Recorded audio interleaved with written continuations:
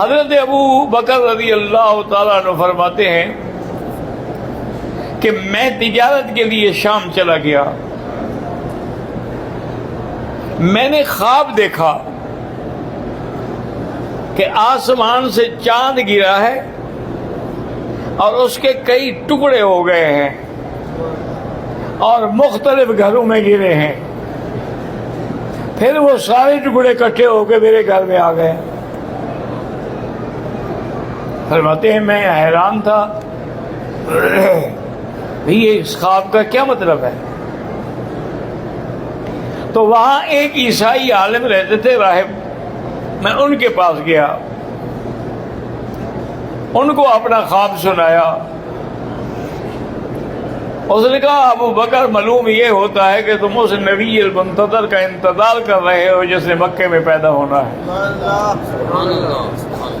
اور تم اس کے ساتھی بنو گے، اور ان کے بعد نظام خلافت بھی تمہیں ملے گا۔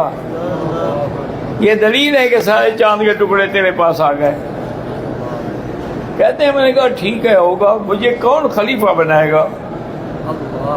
میری باپ نہیں مانتا تو مجھے خلیفہ بنائیں گے۔ کہتے ہیں کہ پھر میں تجارتی مال لے کر یمن گیا، کیونکہ مکے والے جو ہے نا، ان کے دو سفر ہوتے تھے، گرمیوں میں سردیوں میں۔ گرمیوں میں یہ شام جاتے تھے، سردیوں میں یمن جاتے تھے۔ کہتے ہیں کہ میں وہاں گیا، میں بیٹھا ہوا تھا کہ ایک آدمی آیا، وہ وہاں کا ازدی عالم تھا، بہت بڑا۔ اس نے مجھے دیکھا اور کہا السلام علیکم۔ میں نے کہا وعلیکم السلام۔ انہوں نے کہا تمہارا نام ابو بکر ہے؟ میں نے کہا ہاں ابو بکر۔ انہوں نے کہا تم مکے سے ہو؟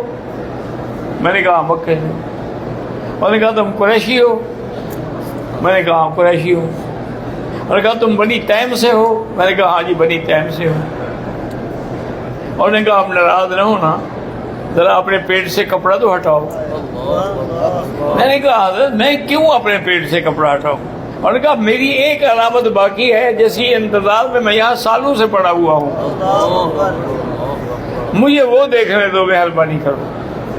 وہ کہتے ہیں کہ پھر میں نے اپنا پیٹ سے کپڑا ہٹایا، اس نے میری ناف کے قریب ایک تل کا نشان دیکھا تو کہنے لگا سبحان اللہ، تم ہی وہ ابی بکر ہو جو خلیفہ بنے گا محمد مصطفیٰ صلی اللہ علیہ وعلا آلہ واصحابہ وسلم۔